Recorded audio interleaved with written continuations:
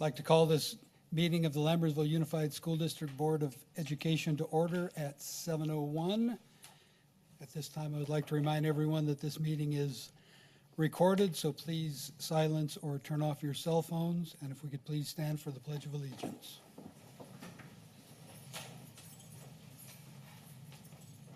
Pledge allegiance to the flag of the United States of America and to the republic for which it stands, one nation, under God, indivisible, with liberty and justice for all. Roll call. Matthew Balzerini. Here. Colin Clements. Here. Ann Goodrich. Here. Sharon Lampel. Here. David Pombo. Here. Simran Gunsi. Absent. Approval and/or There are no. Did I jump the gun? a little bit, it's fine. There are none. Move to approve the agenda. Second. Oh, it's going to be that kind of meeting. All in favor? Aye. Aye. Opposed? Motion carries. Item 5, at this time, we are going to take a short adjournment for about 15 minutes to welcome our new hires. We are adjourned. Specific that was done inside the walls because there was nothing that led us to believe that we had a moisture issue or a leak within the walls.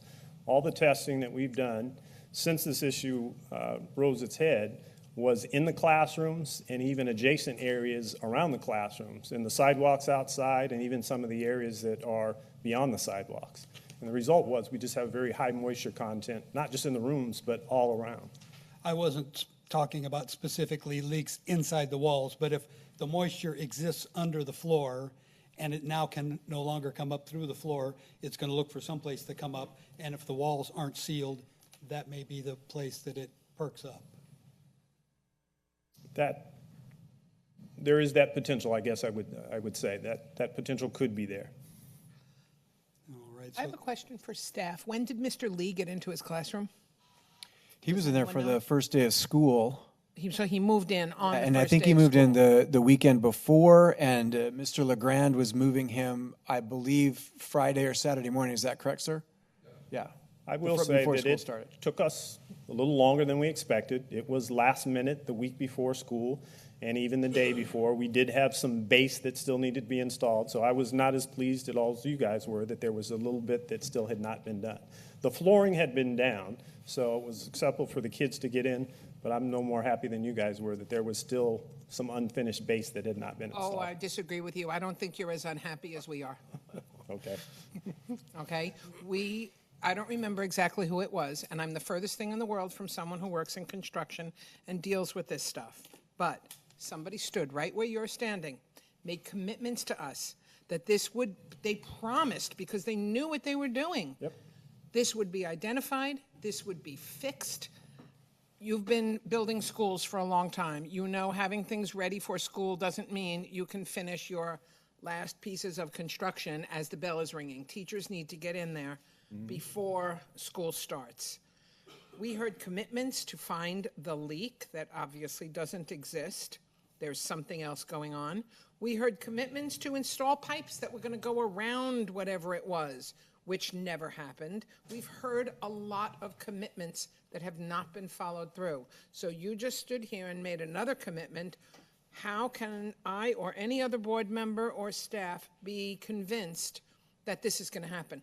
Why weren't these experts called in a long time ago when you realized you were facing something that was beyond the ability of the folks working for your company, which happens? You know, we all call in experts. I work in education. We call in experts to do professional development. We do it here in Lammersville. Why wasn't this done a long time ago? Now, the promises are broken, the commitments are broken. I don't have faith. I understand. The process did start a long time ago. There were a number of experts that were brought in, and as we described at that last meeting, it was a very elusive issue. And I think you had had a comment about being misdiagnosed. So we are continuously going through experts and checking off what we think could be the problem, and unfortunately it has taken a little longer than we all expected. And It's just as tough as it is on you as it is for me to be able to find the specific solution and bring it to closure. And we're committed to doing that. That's why we're here. We're not going anywhere. We've made a commitment. I know that word probably has been said many times, and It's not we sinking may in. have lost your faith, but I'll continue to say that until we bring complete closure. You have my commitment, you have Turner's commitment. We're not going away. Just to follow up on my concern about possible moisture coming up within the walls, I would like a commitment from you today that you guys will monitor that, if it means poking holes in the walls or popping receptacles off and looking inside with a camera or whatever it takes to make sure that this isn't something that 5 years from now, we're going to have a big issue because the walls are filled with God knows what. You have that commitment that we will continue to monitor this situation as long as necessary and bring it to closure. Thank you. Further questions or comments from the board? Yeah, so you mentioned that the plan is to do 3 core drills, I believe, Yes, in areas where the moisture has been most prevalent. yes. Does that include the classrooms that we just put the vapor barrier down? We just put the vapor barrier down, but of course, we don't want to core right over where we put the vapor barrier. So we're going to the next best location, which is a fire riser closet that's adjacent to the room. So the moisture level is still, it's almost identical to where it was in the room, but you can drill in the fire riser closet and not impact any of the existing moisture that has been put down. And So that's not- one location. The other 2 locations, we'd like to coordinate with the principal and Wallace and Cool to make sure that we're drilling in areas that make the most sense. Okay, And that is to be discussed and determined next week. all right. So teachers could be displaced because That's of why this. we don't want to displace teachers. No, we do not expect to displace any teachers at all. But it could happen. We don't expect and we don't want to, or We and will- what happens are very often different. I'm sorry I'm being aggressive. I am extremely frustrated, and I think the words I used at the last board meeting may have been pissed off. Understood. There is no plan to displace any teachers. Our plan is to core in areas that have no impact to the teachers, but are going to give us some type of reading of what is happening with the moisture. It could be just outside in a sidewalk or flatwork area. It could be out in, Wallace and Cool had mentioned even maybe doing it out inside the track. So they're just trying to get a random sampling of what is the moisture near the classrooms and maybe far enough away so we can use that as a gauge to determine where's this moisture coming from? Is it a typical issue? Where we thought we had the leak and where we had the most problems in the 2 classrooms, we also have high moisture content outside in other areas. So it's going to be very strategic and very specific as to where those other cores are going to be. So what does this coring entail? Obviously, I know it means drilling down, and then they do some kind of tests, and again, I'm not an expert. How long does it take until that core drill out is filled and closed up? You drill down the core, you take a core sample that's usually about 6 inches in diameter. They take another probe and they go down and they're just taking soil samples. They'll take samples of the soil, usually at each depth once they hit the soil, and then they have a process of going back and taking that to their lab to determine, the level of the existing soil underneath and the moisture content. So the plan is to go down right now 5 feet, but they may have to go more. Because if there is significant moisture that's affecting the slab, then it will show in a core that goes to a 5-foot depth. So where they've drilled, they leave that, Nope. they don't, they close it up right away? Close it back up, you Okay. fill it back up, and you put some type of cap over it typically. Okay. This may be a question for the expert, but I'm wondering if they have a way to determine whether that moisture is a result of potable water or if it's groundwater, naturally occurring water. Yeah, that's why we've engaged Wallace and Cool as the expert in geotechnical investigations. That's not our expertise. We want somebody who does that on a day-to-day basis to help us determine that. So they'll look at the existing geotechnical report that was done in, I think, 2010, all updates since then. And once they take the cores, they'll be able to determine the existing geotech versus what they're finding when they do the cores. And it's just to help us pinpoint and bring closure. One last question to extend off a question or comment that President Pombo had. The potential for the moisture to go around the vapor barrier, I'm going to call it vapor barrier for lack of a better term. Is that a part of Wallace and Cool's scope, is to consider that as well for us, or no? I could get them to address that, yes. I would feel more comfortable if the consultants specifically address that potential. Yeah, we could make sure that they address that. Thank you. I think when it comes to the flooring, which is on a flat surface, we know that we have moisture in and around the other areas, so the moisture content is there. As long as you don't have any flooring surface or any carpet going up or around, it shouldn't be an issue, but I can still have the Wallace and Cool address that. Thank you. Well, I have the same feelings as my fellow board members here. I would like to say that, kind of restate what I mentioned before when Barry Owens made his presentation, is I'm happy that at least now the issue is being acknowledged. A year ago, at the start of school, when I went and visited those classrooms and saw the pictures of how much water was in there and was told there's no problem, that really, really angered me. So at least admitting that there's a problem now is a good first step, and I'm eagerly awaiting these reports. So thank you for your commitment, and please, Yes. as expeditiously as possible. Thank you. All I can do is just apologize for the way we communicated and the way it was communicated. I think the words that were used probably were not the best, but we are committed. I'm committed. I know you've heard that before, but we're not going anywhere. We want this issue resolved just as much as you do. It's on our nickel right now, and we're going to continue to do testing and figure out the source. Thank you. Thank you. Thank you.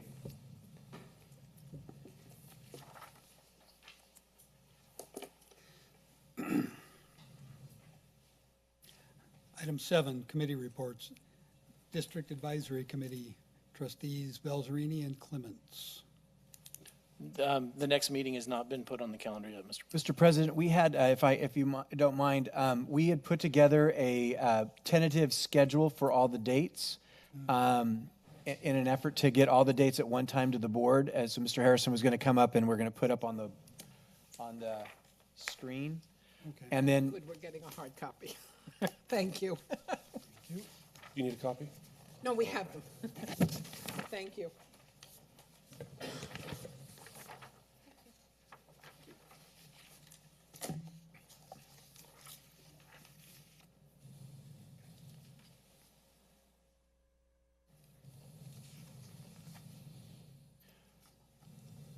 There is one adjustment on there for DLAC.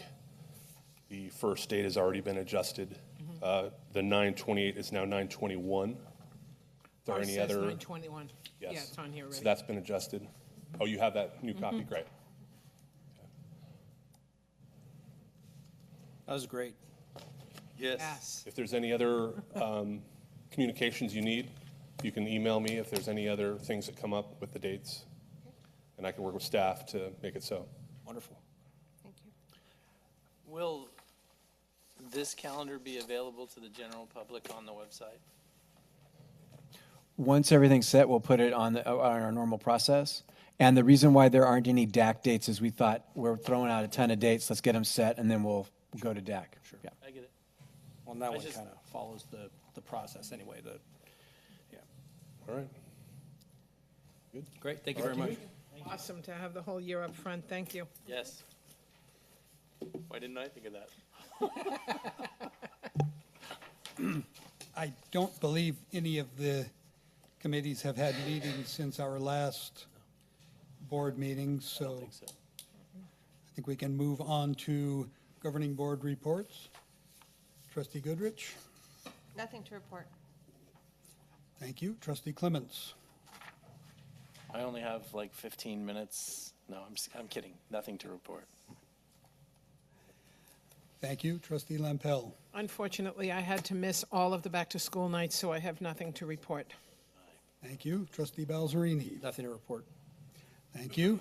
I attended the new hire luncheon at Mountain House High School. It was exciting to see all the new faces, some of whom we met just a little while ago here.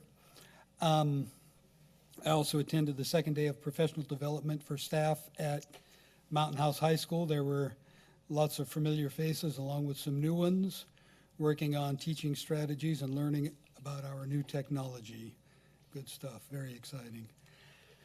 I also attended the back-to-school night at Lammersville Elementary and saw the new technology that's being installed in some of our classrooms, and also got to peek in on the Infinity Lab that is under construction at this time. Exciting stuff. And that concludes my report.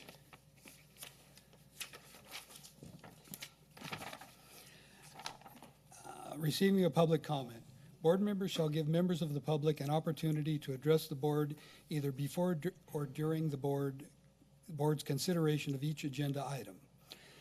At a time so designated on the agenda, members of the public may also bring items before the board and matters that are not listed on the agenda of a regular meeting. The board may refer such a matter to the superintendent or designee or take it under advisement, but shall not take action at that time. The board may place the matter on the agenda of a subsequent meeting for discussion or action. Individual speakers shall be allowed 3 minutes to address the board on each agenda or non-agenda item. The board shall limit total time for public input on each item to 20 minutes. I see no blue cards, and if there are no comments from the public, we will move on to consent items for consideration. Approval of governing board minutes from our regular meeting of August 2nd. Approval of contracts under $25,000 independent education evaluation by Kristen Gross, PhD, $6,000. Approval of new hires.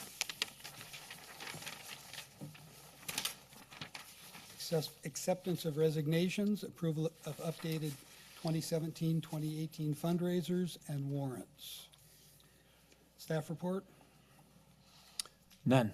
Move to approve consent items for consideration. And Mr. President, I would like to pull item B1 for discussion. All right. We shall pull item B1 for discussion. And I'll move for approval of all of the consent items listed with the exception of B1. Do you want to discuss it and then approve it with the rest, or shall we approve the rest? We can discuss it and approve it with the rest. Okay. Actually, my concern that I want to address with the board has nothing whatsoever to do with the independent education evaluations by Kristen Gross. So Julie, you can breathe. My concern is when we give the superintendent the authority to sign certain contracts up to $25,000 to keep the district moving along. And he should have that authority, no question about it. When these come to the board without the actual contract attached, we're being asked to approve something that we've never read. And I'm having a little bit of a conflict within myself about that. So I would like to ask the board if they see that point, that I don't want to vote yes on something I have never read. So I would like in the future to have these contracts attached to the board agenda, because why would I pull this contract? I've never read it. So I would like in the future to have these contracts attached to the board agenda, just like the action items, just so we can see what we're approving. Further discussion or question by the board? It may need to be attached to the confidential packet, being as it's a confidential item. If there are student, no, this isn't confidential. Well, the student This is information. consent. If there's student information on there, yeah. Okay. And that can be blacked out or something. But just the contract with who the person that we're paying, some information about something what are about- we approving? Okay. That's why I'm having trouble voting yes. Oh, what we're because I approving don't know them to what we're do. approving. What we're approving for them to assess. Right, And, Okay. right. and your request would be the actual contract rather than a synopsis of the contract by staff? Yeah. Yeah, I think we have that responsibility to read it and know the details of what we're approving. It's really, we're not even approving it, we're ratifying it. The superintendent has already made the commitment, and he has that authority.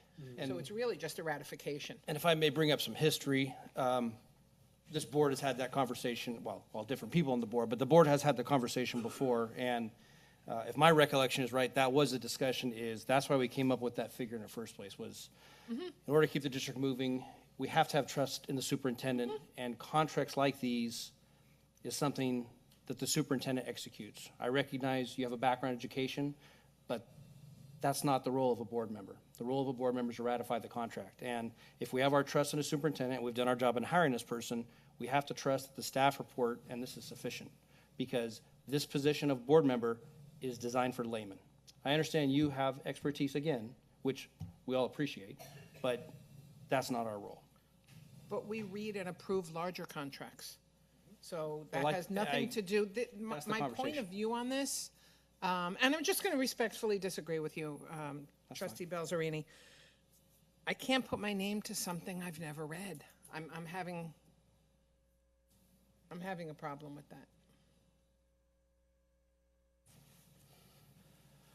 I mean, I'm So- only one voice on the board. So when we had this discussion actually either shortly after or within a year or so after I got on the board, and the consensus at the time was that, obviously we wouldn't include copies of the contract less than, but that we would, we see the agenda, and if any board member has questions or concerns, we would, ask a question, and the district staff would be ready to respond and even provide a copy of the contract if a board member said, man, I need that in order to vote come Wednesday. I believe that's where we left it. I'm not saying that we can't change it, but I read them and I go, and I think to myself, is this something that I think I need to see in order to basically acknowledge that the superintendent is something that we've empowered, has done something that we have actually empowered them to do. So that was where I get that you're in a different position. I'm not seeing a synopsis. There's no agenda item attached to our agenda on this. All I know is it as an independent education evaluation by this person, and it costs $6,000. I understand special ed. I know we have to have these contracts. I'm not questioning this contract at all. But I'm not even reading a synopsis. So your point, trustee Belzerini, and I do remember that conversation, was about some sort of synopsis. Well, we're not getting that either. Well, what I was discussing was long before that. I believe it was that year of transition in boards when we had this conversation, so. Okay, then I wasn't on the Yeah, board then. right. Yeah. Since then, we have had similar discussions that, My position would be, I would like to see a couple of sentences, this contract is da-da-da-da-da-da-da, and then if we, in reading that, if an individual board member has questions based on that or would like to see the actual contract to better understand what they're voting on, I don't have a problem with that. I don't know that I don't know that we need to add to our already voluminous board packets. Maybe just the one sheet, do you call this, what do you call this, a board reference sheet, a cover sheet? The memo? The memo, okay, so even if it were, I'm trying not to create more work for staff and writing, because I write these memos, we call them board reference sheets. That's why I was thinking the contract itself, but if the board is happier with reading a synopsis, I would be happy with a synopsis, but right now I just have nothing, and that's. And to be honest with you, if it's easier for staff just to attach the contract and not write something, I'm good with that too. So what I'll do is with the direction of the board, I'll come up with a model. We'll put it in play and adjust it if we need to. But what I hear is a synopsis. And if someone has follow-up questions, we provide more information. I do have a question, if I might. Sure. Are there any issues of confidentiality or competition or RFP or anything like that if we attach the contract? Is a potential there to create I can't think of a scenario based on what we normally put out here, but if there was one, we'd have to put it in the confidential part of it. Or I just communicate, this one can't go forward live because of those reasons. But a synopsis, I think, is a safe territory. At this point, I would like to ask my fellow board members if we have consensus to put a synopsis of contracts under 25,000 in future board packets or agendas. I'm okay with that. I'm sorry, I'm not saying no. I thought that district staff was going to come back with a recommendation. Are we saying we want? I guess the model I was referring to was a synopsis model. Oh, okay, Yeah. yes, you have a consensus, all right. All right, I mean, I'm for it, yes. That's fine. All right, thank you. And with a first and second, all in favor? Aye. Aye. Opposed? Motion carries. Point of clarification, did we put 10B1 back into the vote? Did it get pulled, or did we? For the sake of simplicity, I will say we put it back in Okay. and approved it. I will agree, since I made the motion, I will amend the motion.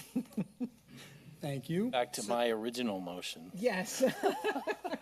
So I would like to welcome the following new hires of, Hold on just a moment. Oops, I think we need to sorry. clarify who made the motion, who made the second, because I'm still confused. I don't, as a point of clarification, I made a motion, My she mistake. made a second motion. Yeah. I don't think we had a second on either one.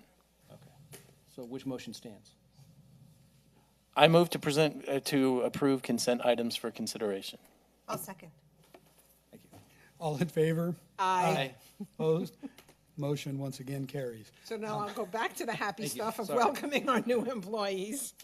Yes, ma'am. Carrie Bennett, counselor. Lori Brandt, high school staff secretary.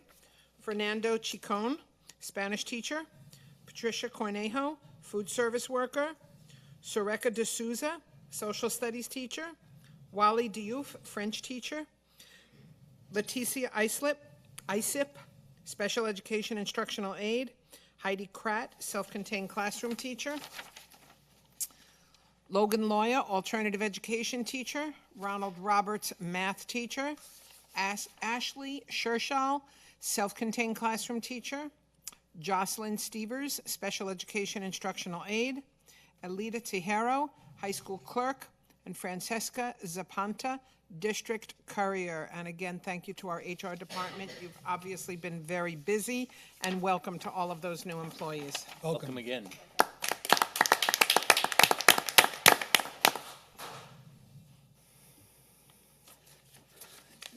Item 11, District Administrative Report, Superintendent's Report. Dr. Nicholas? Yeah, I have one brief announcement, and then we have three members of our staff who are going to give a post-summer school report. So there's a really cool thing going to happen on Monday called a solar eclipse. And you get really excited about it, and it's a cool science thing and solar system thing, and then you start to realize that there's this whole you can't stare at the sun thing. So we've been hearing from our colleagues in the profession, and everyone's trying to figure out how to celebrate it without having a problem. So I'm going to just read to the board, but what's going out to the sites is a packet of information and some direction, and the principals are going to play a key role as we communicate that with them as well. But putting on the glasses, the district has purchased safety glasses for one full grade level at each of our K-8 sites. We're asking that the site principal ensure that all kids are taught about the dangers of looking into the sun, whether there's an eclipse or not. But the eclipse thing is kind of cool, so you look at it, and then, of course, you could hurt yourself. For students grades kindergarten through third, we're asking that they stay inside between 9:45 and 10:30 when the most core part of the eclipse happens, unless the teachers of those grade levels have a plan that's approved by the principal, have access to safety glasses, and don't have any students whose parents were given the opportunity to have them opt out of going outside and looking at the eclipse. In grades 4th through 8th, the students are going to be allowed to go outside during the eclipse. However, they won't be allowed outside until the teachers have covered their role of explaining the dangers of staring at the sun. 5th grade is the lone exception because we looked into it, and Assistant Superintendent Sherburne said that the standards most correlative to the solar system and eclipses is in the 5th grade. So they are going to be allowed to go outside because we bought them safety glasses. And so that will tie to a cute lesson. And obviously all parents will be provided the opportunity to opt out if they want. We are encouraging all the teachers whose students are inside to live stream the eclipse so they can do it safely from the classroom. And two, we're encouraging that teachers who are doing this come up with a fun activity to celebrate eclipses and what that all means. And then finally, we will provide some of the information that's in this packet to parents, so if they want to further discuss eclipses with their children at home. And we feel like this is a good way to celebrate something really cool and scientific and do the best we can to keep people from staring at the sun. I would like to thank staff for being proactive and coming up with a plan for this. I have a couple of clarifying questions. Did I understand that each classroom or each school has enough for one class so that all the third graders in one room can go out with the glasses, look at Correct. So all fifth graders at every school site will have access to one pair of glasses. But No one other else. grade levels, Yeah. no one else. Yeah, they were very expensive, so we had to go from big idea to prudent idea. And that's what we went with, that's why we did the clarification through curriculum. Point of clarification, your whole explanation is fabulous, but it doesn't address the high schoolers. So how is it being handled at the high school where they are less easy to contain? Ben is going to go stand outside where the sun is, and he's going to block it. You will hold up an umbrella and then it will block out the sun, is that it? Hold up a sheet from on top of the building and When you start your conversation worrying about kindergartners, we would obviously have some communication with the high school students as well. That's a good point. Okay, I just wondered. Don't stare at the sun. Okay. Sometimes they're just as, Yes, I understand. With that said, we have very short reports coming from Assistant Principal Pacheco, Mr. Faubert, and Julie Corona about our summer school program. So we'll ask them to come on up and tell us how our kids did this summer. It'll go Corinne first, Julie second, and Ben third. Okay.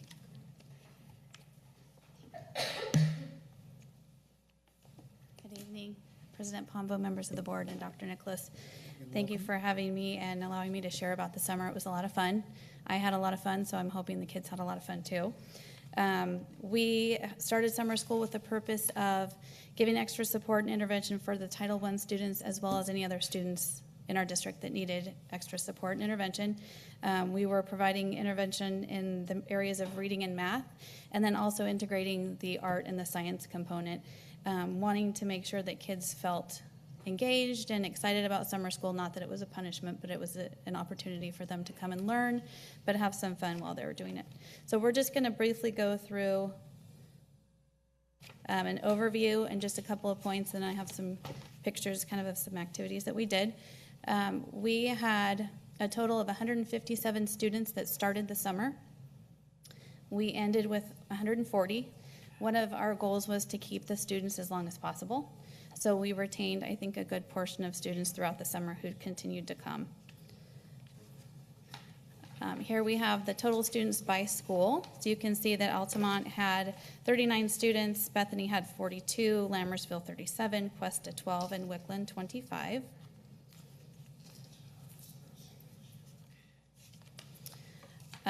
Looking at students served, we had 57 students who are English language learners, 8 who are RFEPT, and 4 who IFEPT, just to get an idea of where we were with the English language learners at summer school.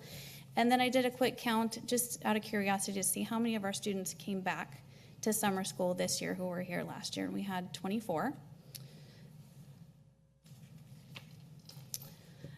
Curriculum and instruction, we had some new curriculum through Houghton Mifflin that was a summer success program for ELA and math that provided some structure and gave us the opportunity to pre-test and post-test students. And it also gave teachers a resource and opportunity to go and pull resources and have kind of a ready-made packaged curriculum. We also integrated the science and art with weekly field trips that I call field trips that were kind of an in-house field trip because, in my experience, it takes a lot of time and effort to get 100 kids on a bus, drive them somewhere, make sure none of them get lost, get them all back on the bus.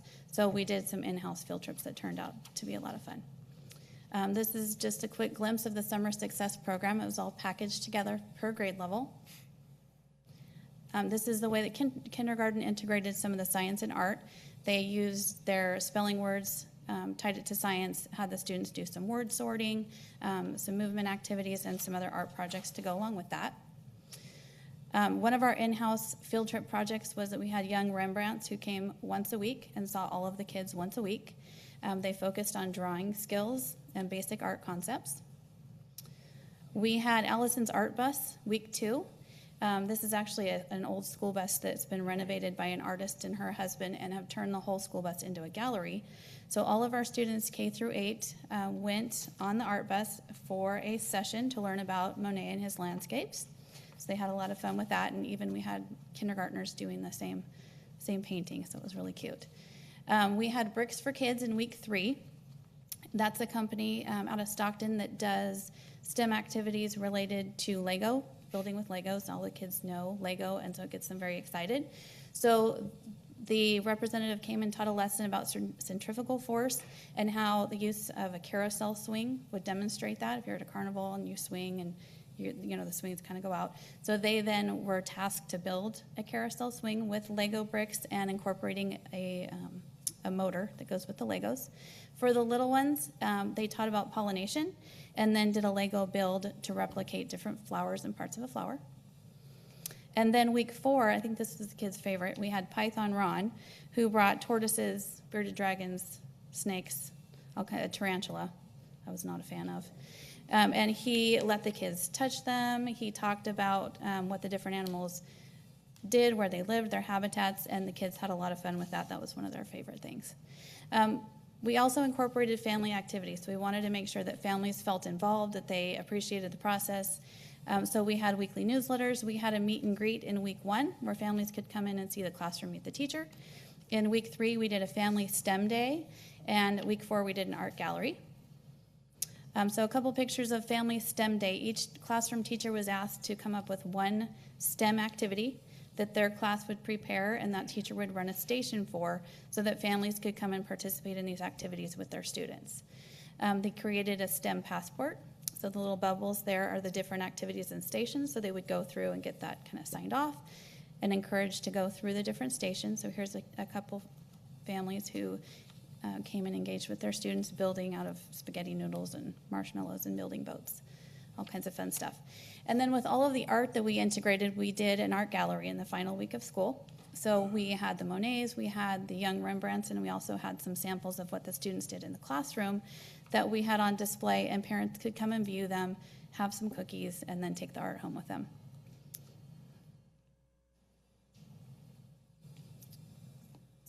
And so with all that said, how did we do? I wanted to look at pre- and post-test results.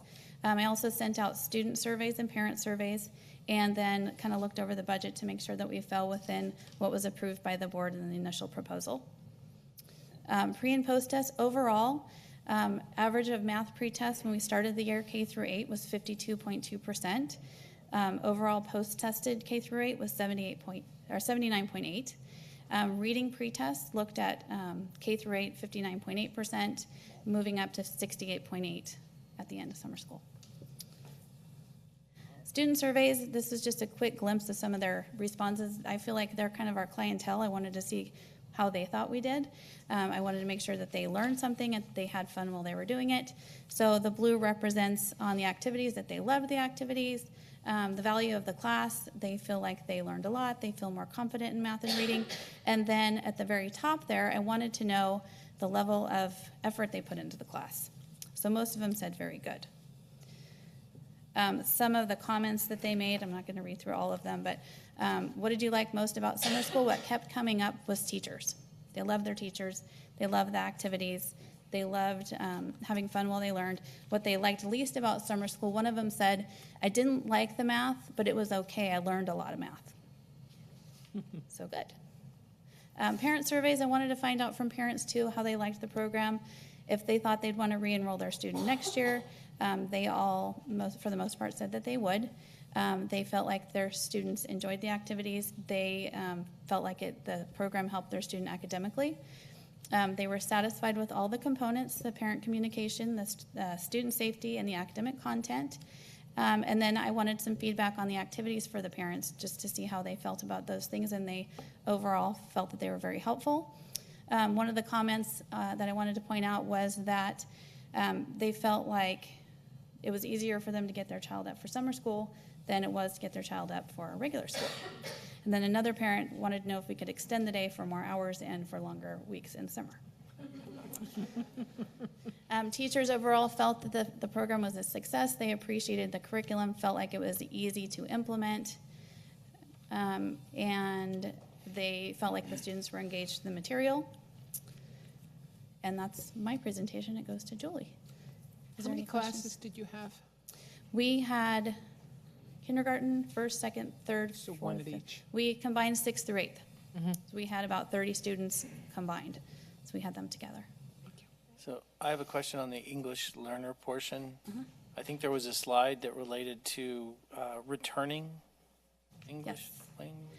They were returning summer school students. So they were in summer school last year. They're returning this year. I didn't do a breakdown of whether or not they were ELs. I can do that. Oh, so it was returning. It was Returning. after the ELs, but it was returning summer school students. And it was like 24. 24%? 24 students. 24, okay, what was the percent? 15%. 15%, 12, 15, right. And the question that popped into my head when I saw that slide was, is that good? That only, because only 12% returned, or is it, what was that slide telling me in terms of success or I don't know what that means, the 12% returning. They were ones that were in summer school last year and came back to repeat.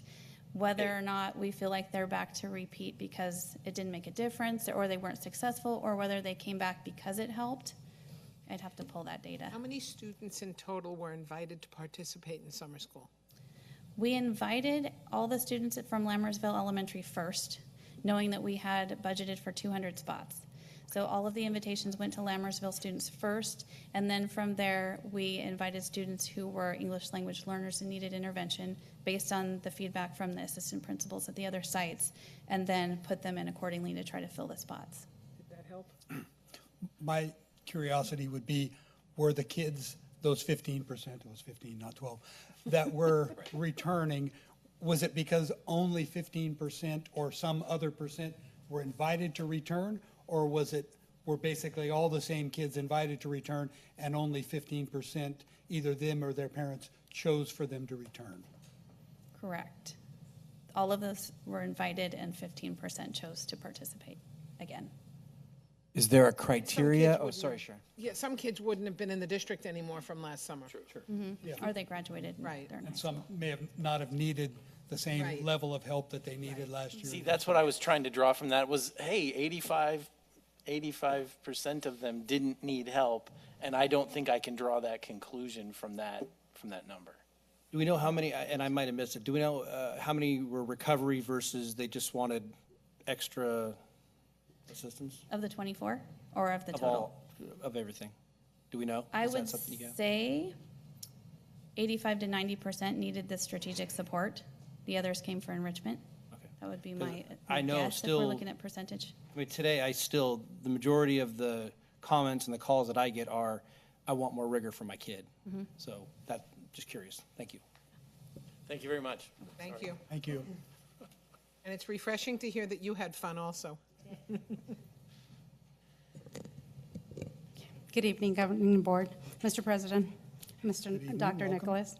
So extended school year this summer, we had a total of 30 students attend extended school year. Unlike regular summer school, extended school year is driven by the student's individualized education plan, their IEP. Originally, there were 54 students that were eligible for extended school year, and parents had signed up. At the end, we began only with 30. Out of those 30, 2 students dropped out, went the first couple of days, and our attendance was 93%, which is pretty good for our extended school year program. So we did have a lot of fun, thanks to Mrs. Pacheco, that integrated all of our students in our 3 classes to participate in their activities.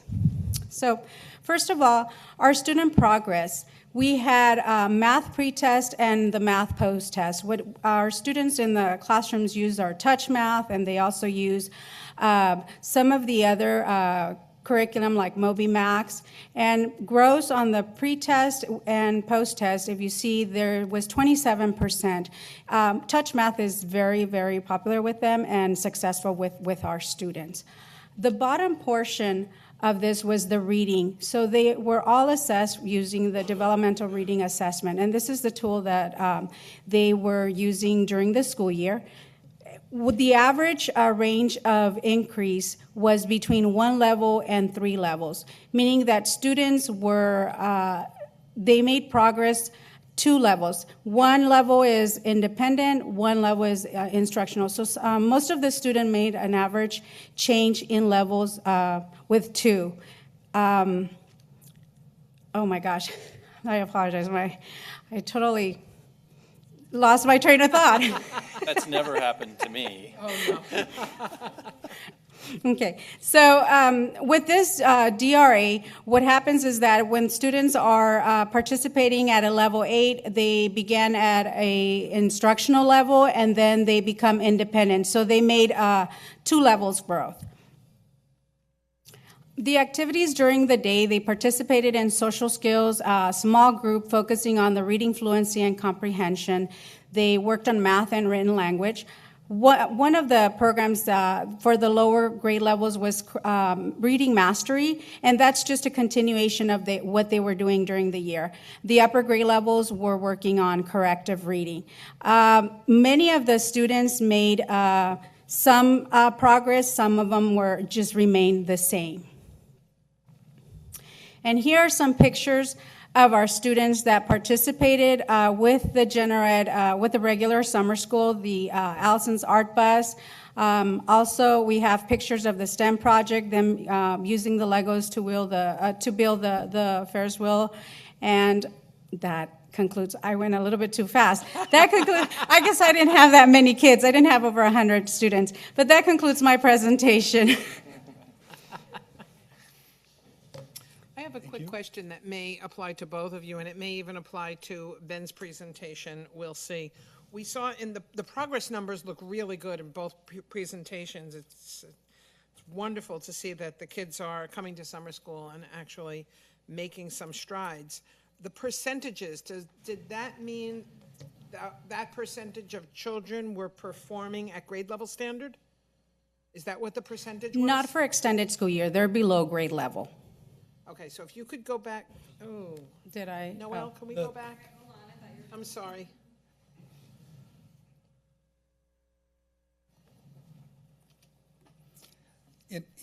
While we're going back, I had a question related to the same thing. The pre and post, is that pre-summer school or pre-extended school year and post, or is that at the beginning of the year and then after extended school year? So the direction for the extended school year program, teachers assess the students the first few days, and they get a score for the math piece. They go and the same thing for the reading levels.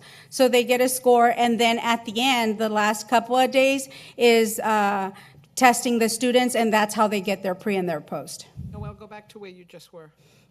Keep going. Keep going. Keep going. That's a Miss I know. That's a Miss I know. Pacheco I know. question. More. There, right there. So the math pretest, 52.2% performed at grade level, performed at standard. What is that 52.2? I mean, there's obviously growth, but I don't know what the percentage is representing. The pretest, just like Julie said, was given the first few days of the program. The percentage is percentage of problems they got correct on the assessment. So there were 32 questions asked on the pretest. The average score on the pretest was 52%. Got it. Thank you. And then 78%. Thank you. So at the beginning, they answered 52% of the questions correctly, and at the end, 79, almost 80% of the questions were answered correctly.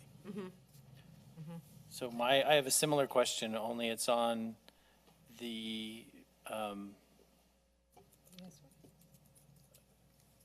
later on where we say they went up 2 levels. Right there. I don't know what a level is, I'm sorry. So Sounds really good to me. this assessment, it starts with very low levels from like A, B, C, and then it goes 4, 6, it jumps by 2 levels. It's just reading levels. It's not grade levels. It's not points. It's just reading levels. So let's say I begin at a 6 level instructional. That means that I'm not an independent reader. And then by the end of extended school year, and my voice is loud. You're fine.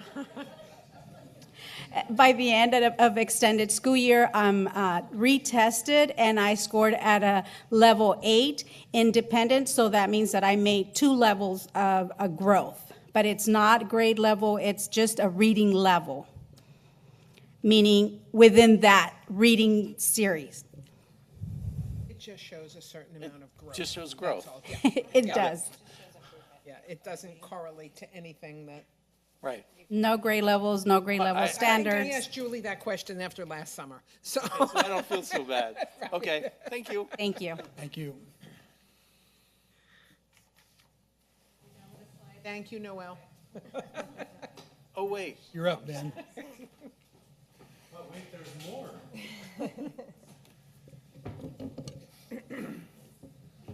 All right. Summer School 2017, this is our 3rd year of running summer school at the high school. The high school is a 6-week program. It started on the 5th of June and ended on July 13th. It's a 4-day-a-week program. Kids can come from Monday through Thursday. And the high school is a credit recovery model. It's for students who need credit recovery and college eligibility. So to get accepted into 4-year colleges and universities, you need to have over D. So anybody with a D or an F can repeat for repeat credit, and then if they get over that D, then they can get credit for it. If they failed it, they actually have to have the credit in order to graduate. So students had the opportunity to make as many credits as they needed in hybrid courses, so it depended on how fast they moved through these courses. They had teachers in the classroom, but most of the curriculum was engaged with online. We assigned each student a summer homeroom teacher this year. That was a little bit different from last year. That homeroom teacher was their go-to to track progress. It was the go-to so that each teacher, the way we had done it before is if you needed math, the math teacher had 80 kids and the English teacher had 30 kids, and it became unwieldy to do that. So assigning them a homeroom teacher, it didn't matter what discipline that teacher taught in, that was their responsibility. They had about 30 some odd students per homeroom class, and they checked in with that homeroom teacher on a regular basis to check progress, and that teacher actually checked the progress of the student online every day, and if the kid wasn't making enough progress, they would send an email to the parent and student and say, we know that at summer school you're not required to be here, but now you're required to be here because you didn't make progress. So it was good to have that summer homeroom teacher with communication parents and students. And then the subject-specific teachers were able to provide instruction and tutoring all day long for kids. So these are the courses that we offered. We have our new online curriculum through a company called Edgenuity. It's a great online curriculum. It's all UC-approved curriculum. It's also NCAA approved, so it allows kids who are interested in playing sports in college that they can get the credit for that as well. So those are the courses that we offered during summer school this year. We sent a summer school letter to every student. If they didn't need summer school, we checked a little box that said, congratulations, you don't need to come to summer school. Students who were credit deficient or not eligible for UC or CSU had the box checked saying, here are the classes you need to take this summer. During summer school, they opt into it. We can't force kids to come to summer school. It's a service that you as a board have decided to provide for students. It's valuable to the students who take it seriously and really want to get their credits back. So we initially enrolled 243 students, and right at the first week, 38 of them, we made phone calls home personally to all students who weren't coming. Some of them came 38 of them, parents and students said, I'm not going to come, I'm not going to do it. And so they didn't end up coming. So in the end, 205 students were enrolled in 275 semesters of credit. 170 of those students earned at least one semester worth of credit and completed a total of 220 semesters of credit with a grade of C or higher. If they receive a D or an F during summer school, we don't report it on their transcript. It's no good to give them another D or an F on their transcript, unless the student failed it and they need the credits and their parent and the student are saying, well, we're not going to retry it again. I just am going for graduation. So In other words, they can go from an F to a D if they need that to graduate and nothing else. correct, yes. Most of the kids are going for a C and above, and we're really shooting for the kids to go for a C and above.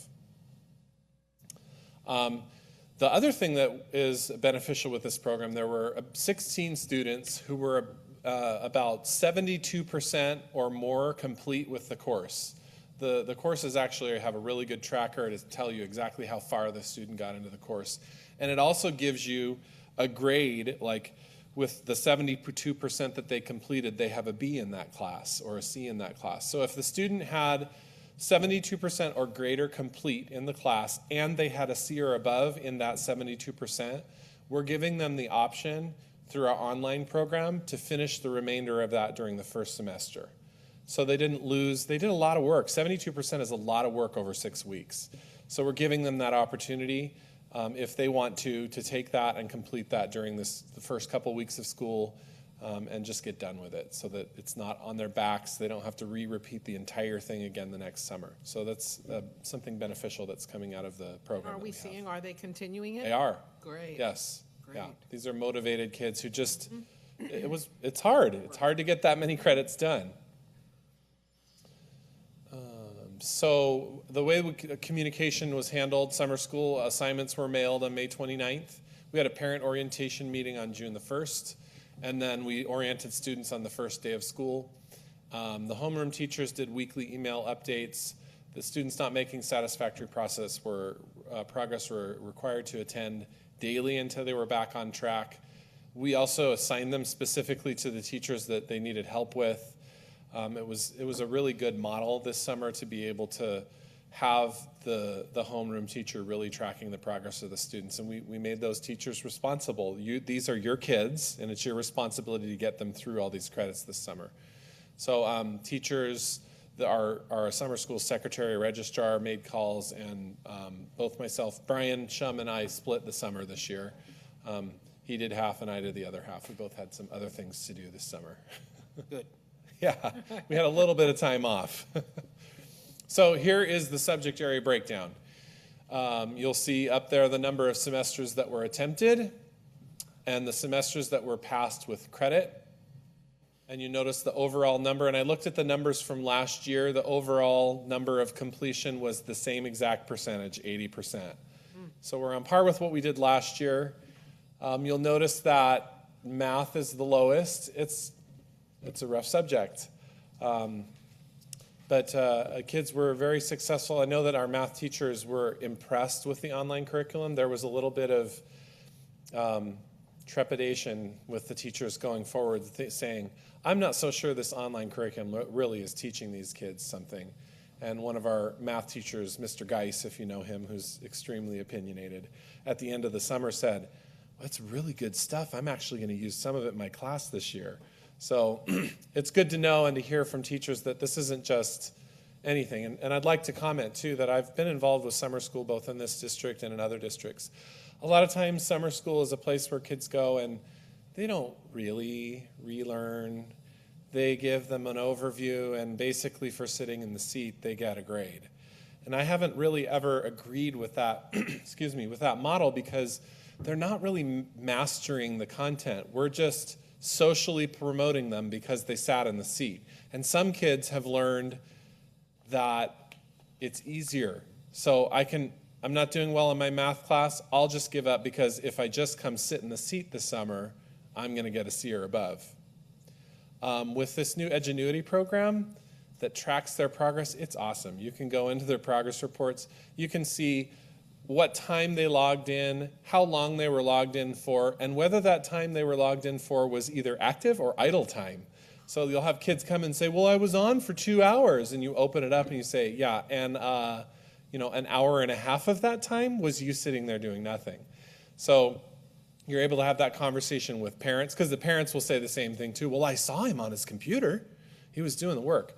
So it's really good to have that. It's something that, again, we're using for our new online program this year that I'm sure you're going to hear about more in a board meeting this year. It's going great guns already.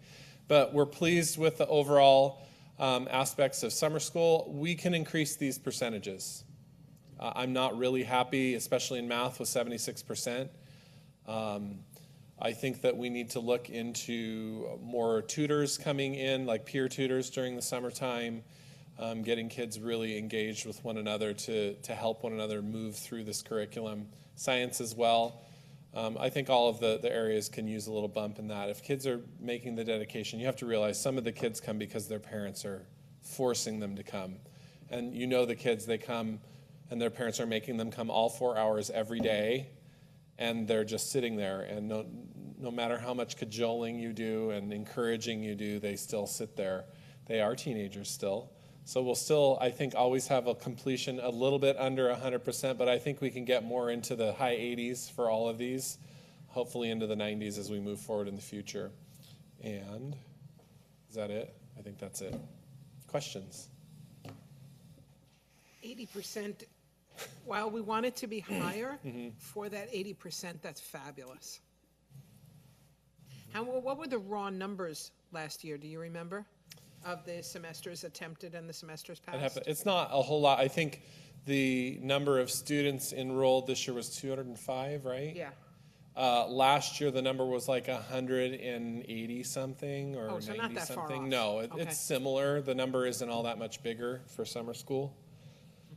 There's a lot of kids who, we send a lot of letters out saying you have to come to summer school, and there are a lot of them who just go, I'm not coming. There's no way. There are also a lot of families who say, we go away for the summer, and I know my kid needs it, but we bought the tickets already. You know, we're going on vacation. We're going to be away for 2 weeks, and we go, you're away for 2 weeks. That's like being away for 2 months in summer school time. So I just hope that our students and their families realize how lucky they are that this is available to them. Oh, that's one other thing I did want to mention. We have, I think there was about 10 or 12 students this summer who were from outside of the school district taking the opportunity. The word's getting out that Mountain House has an online summer school that you only have to check in a few times, and those students are extremely successful, the ones that come from out of town. So, and with those people, we request a $50 donation for each 5-credit class that they take. We actually ask that of all the students. Our in-district students are not really paying that, but the out-of-district people, we kind of say, you're taking advantage of our district, please pay the $50 per class, and they don't have a problem with that. So, That's great. Thank you very much. Yeah, thank you. Thank you. And just to push Mr. Pombo's point a little bit, the commitment to ESY is a have to, but the other two summer school programs are choose tos. That's an investment of our teachers, our finances, our attempt to give kids a leg up to get ready and not have summer learning loss. I mean, that is a board commitment to the educational system that it's not common to have choose to summer school programs in California. So. And that's a little less than 400 kids, around 400, that it's well worth the money. Item B, district enrollment report. Dr. Nicholas? So this is an ongoing science for us, but I feel like we're getting better. But I can tell you that our enrollment number report for this reporting period is 4,924 students. When we And get growing. to that number over 5,000, are the balloons going to come down? It's coming soon. Yeah. Are we going to have a special prize for the 5,000th student? Yeah. I believe I'm at like $40 over the years with our figuring out when that was going to happen, Mr. Pombo. We need to set an over-under date. District Maintenance and Operations Report, Mr. LeGrand.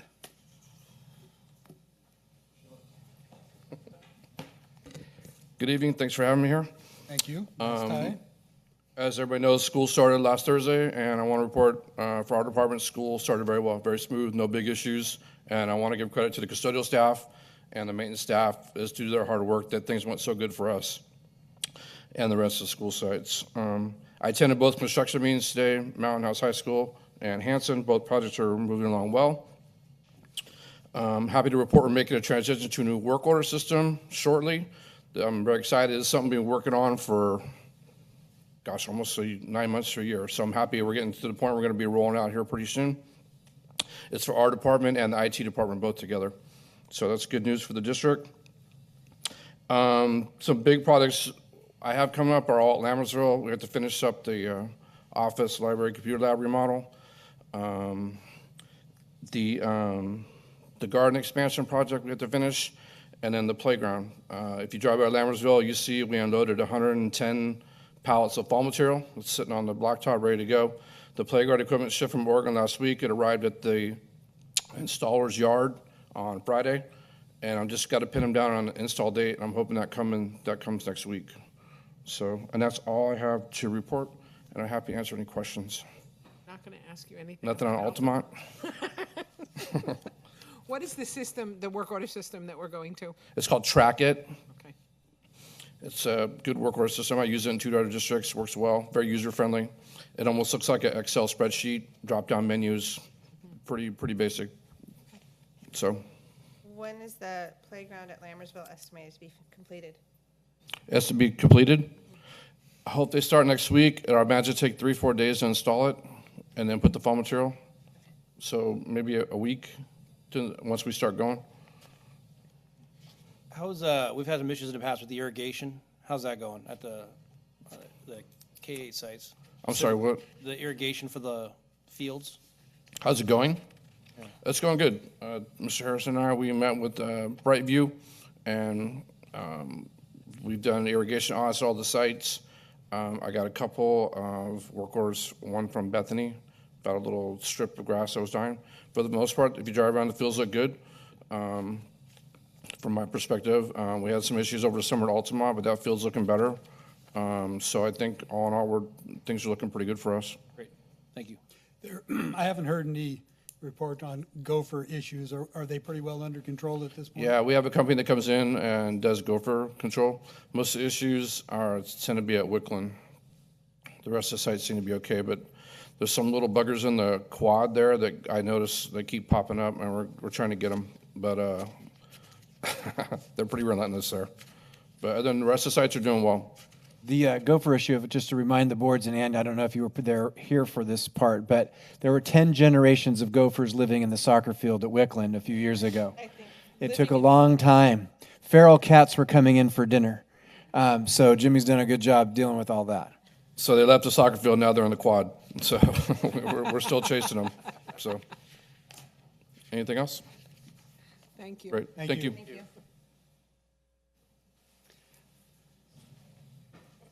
Moving on to item 12, action items. Consider approval of 2017-2018 intra-district transfer requests.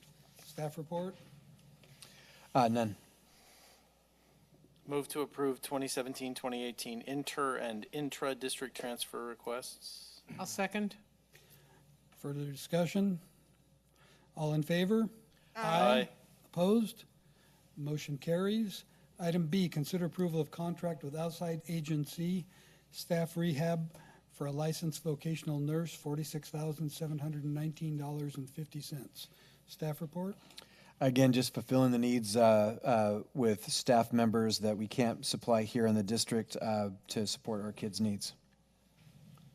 I move we approve the contract with the outside agency for staff rehab of licensed vocational nurse, $46,719.50. Second. Quick question. Sure. Have we posted out, or are we just giving up because we've posted out in the past and can't get anyone? We have not posted this position. We started off with one, and based on the findings of my research, the pay for a licensed vocational nurse is not enough of the same as what an agency pays. It's really hard. Yes, it would be. Curious, yeah. Okay. Thank you. Thank you. Further discussion? All in favor? Aye. Opposed? Motion carries. Consider approval of a contract with Don Williams for inspection services for Altamont Preschool and shade structure construction not to exceed $65,625. Staff report? One of the requirements for a construction project is there is a need for an independent inspector who reports to the Department of School Architecture. We're recommending Don Williams to do the work at the Altamont Preschool and shade structure. He's presently working for us at Mountain House High School and has also worked in other projects. I'll move for approval of the contract with Don Williams for inspection services for Altamont Preschool and shade structure construction not to exceed $65,625. Second. Further comments or questions by the board? All in favor? Aye. Opposed? Motion carries. Item D, consider approval of temporary certificated hire. Lauren Greer, fifth grade teacher, Altamont Elementary. Staff report? Yeah, this temporary certificated hire would fill a leave that the board approved at the last board meeting. I'll move for approval of the temporary certificated hire, Lauren Greer, fifth grade teacher at Altamont Elementary. Second. Discussion by the board? All in favor? Aye. Opposed? Motion carries. Item E, consider approval of an agreement for the provision of San Joaquin Outdoor School Program for the 2017-2018 school year. Staff report? Yeah, this is our annual agreement for science camp. We love that program. Move to approve the agreement for the provision of San Joaquin Outdoor School Program for the 2017-2018 school year. Second. I just have a question. I understand that there was some snafu with the Bethany school. Has there been any progress in that? My understanding, and if I need clarification, Mr. Harrison, give me a nod, but they submitted their application. The application disappeared at the county. Therefore, they didn't get on the list. So the county is working with Bethany to give them alternative outdoor education program in a similar place in the Honda area to make that work. All right, thank you. Any further questions or comments by the board? All in favor? Aye. Opposed? Motion carries. Item F, consider approval of contract for services from the San Joaquin County Office of Education for payroll services, $5,726 per month as needed. Staff report? Yeah, so we welcomed a youngster into the family of our family, and the baby came a little early. So the single most important thing we do is get the checks out to staff on time. And Alvina, in her past life, was really good at that, but she's now a CBO. And Carol Saul, excellent at that in a past life, is also excellent, but they have other responsibilities. So in looking at the situation, the best thing to do is ask the county for help, and this will cover the cost of the help that they provide us. Move to approve contract of services from San Joaquin County Office of Education for payroll services, $5,726 per month as needed. Second. Colin wins. Further questions or discussion by the board? All in favor? Aye. Opposed? Motion carries. Item G, consider approval of Chromebook replacement purchase increase of approximately $62,000 from the original budgeted amount of $155,000. Staff report? Yeah, gosh, I would want to say about a month or a month and a half ago, Alvina and Heather presented the tech sustainability plan. So one of the things we learned on this is that we presented these tech sustainability plan as an information item to educate the board and have the board approve the work that we were going to do. In the time that we were doing that, the county communicated with us that our communication that Chromebooks last 4 to 5 years, we found out that definitively, starting in September, it's a 4-year cycle, and that putting the Chromebooks in play that were older than 4 years could have a problem with our network. So our 4 to 5 year plan got thrown into a little bit of a tizzy. And don't look at Alvina's face right now, because she was hoping for 5, that we realized we had to replace some Chromebooks. So this would go, the original amount that was presented to the board, this is the increase to make sure that those older 4-year-old Chromebooks get replaced at the same time. Still cheaper than a textbook. Yeah. I'll move for approval of Chromebook replacement purchase increase of approximately $62,000 from the original budgeted amount of $155,000. Second. Just a clarifying question. The Tech Sustainability Fund will reflect this change going forward, is that correct? Yes, in fact, Heather Sherburne and I are planning to sit down and review it with the remaining Chromebooks that have, a shelf life. And then we'll also bring forward, too, suggesting that the existing set will be, they're still workable, just not on our network, and coming forward, putting them on surplus to sell those, to also replenish our Chromebook, our computer replacement account. And $290 per device is an excellent price. It is. Yeah. I would suggest that the tech sustainability plan is going to be a living document. Absolutely. And then, these things are going to come up here and there. Especially technology changes every day, so. Yeah, very true. Having a first and second, if there's no further discussion, all in favor? Aye. Aye. Opposed? Motion carries. Item 13, calendar. Monday, September 4th is Labor Day. All district facilities will be closed. And Wednesday, September 6th is our next regular board meeting. In just a minute, we will be adjourning to closed session. We will be discussing negotiation matters, public employee discipline, dismissal, release, complaint, public employee appointment, employment evaluation, superintendent, conference with real property negotiators. And with that, do I have a motion? Move for adjournment to closed session. Second. All in favor? Aye. Opposed? We are now in closed session. Thank you all very much, and have a good night.